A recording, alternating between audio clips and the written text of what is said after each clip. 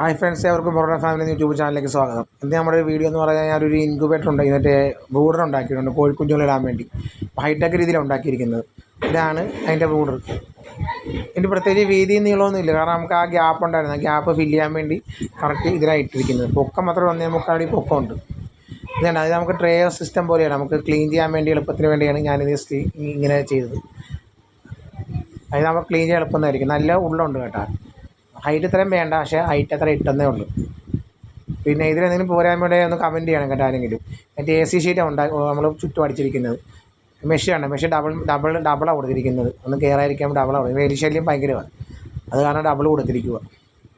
ഇതാകുമ്പോൾ നമുക്ക് തുറന്ന് വെച്ചാൽ നമുക്ക് ക്ലീൻ ചെയ്യാം. ആദ്യം ചാക്ക് വെച്ചിട്ട് അതിനെ പുറത്ത് അറക്കപ്പൊടി ഇട്ട് അതിനെ കൂടെ പേപ്പർ ഇട്ടിട്ട് ഇടാനാണ് വിചാരിക്കുന്നത്.